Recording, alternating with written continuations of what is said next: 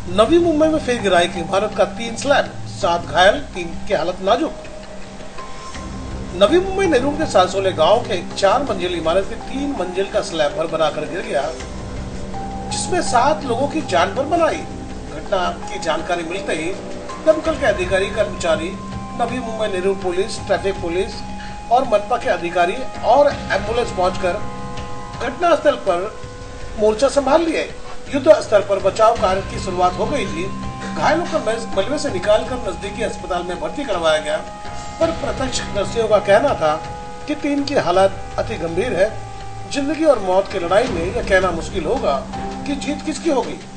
चाहे इमारत का मलबा गिरा था, लोगों की हुजूम इतनी बढ़ गई थी कि मानो मेला लग गया हो। मजमा इतना बढ़ गया था कि पुलिस को अपना रौद्र रूप दिखाना पड़ा। तब जाकर लोग एक किनारे हटे। घटनास्थल का हाल यह था कि जितनी जुबान उतनी बातें शुरू हो गई थी।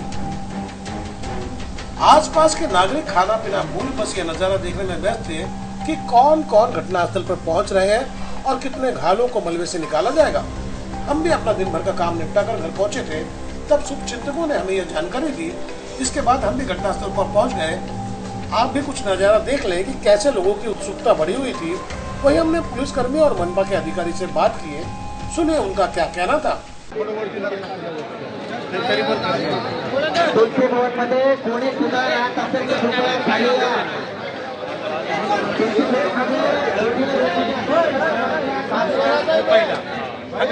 सर कितने लोग घायल हो गए इसमें? तहकीकात चल रही है। कुछ अंदाजा, कुछ अप्रॉक्स? तीन लोग घायल हो गए। क्या लगता है कितने मंजिल से स्लैब गिरा था? अभी जब देख रहे हैं, देखने पूरी जानकारी के बाद आपको। सर किसी की मौत तो इस हादसे में नहीं हुई है? फिलहाल तो कुछ रिपोर्ट नहीं हुई। कितने घायलों को लेकर जाया गया है सर?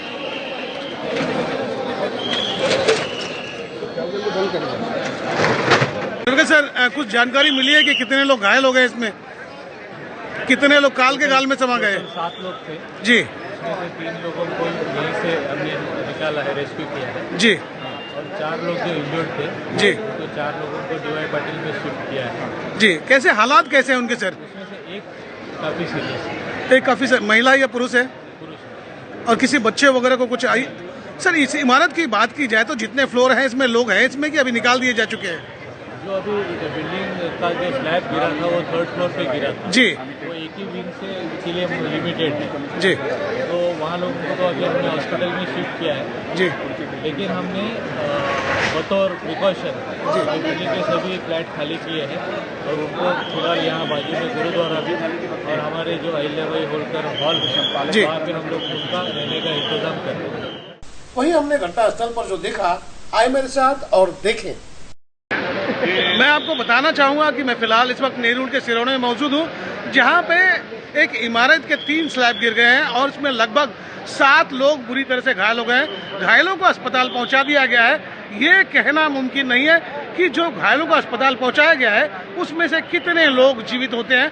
हालांकि तत्परता के साथ एम्बुलेंस यहाँ पे घटनास्थल पर पहुंच गई है और देखा जाए तो दमकल विभाग के कर्मचारी भी मौजूद हैं और जितने सुरक्षा के उपाय किए जाने चाहिए, बचाव के जितने उपाय किए जाने चाहिए वो तमाम किए जा रहे हैं। लेकिन इसके बावजूद भी इस इमारत में रहने वाले लोगों को खाली करा दिया गया है, यह सोचते हुए कि हो सकता है आने वाले समय में और न कोई दुर्घटना घट जाए। फिलहाल देखना होगा कि जितने व्यक्तियों को अस्पताल पहुंचाया गया है उसमें से कितने लोग जीवित बचते हैं। दुखद दुर्घटना की आपने आंखों देखा हाथ छून लिए, पर अब इस दुर्घटना से सरकारी महकमा क्या सीखे? आपके भी जहन में सवाल उठ रहा होगा। सबसे बड़ा सवाल कि बार बार इस तरह की घटना क्यों हो रही है?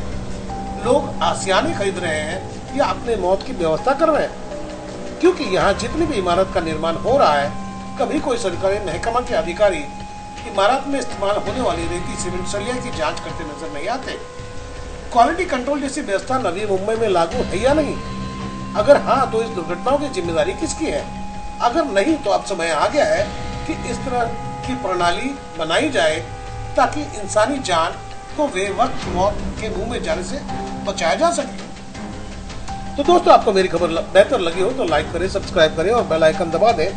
आप हमें कोई सुझाव देना चाहते हैं तो कमेंट बॉक्स पर लिख भेजें। तो गोपाल चार को दीजिए इजाजत। हम फिर नई खबरों के साथ जल्द हाजिर होंगे।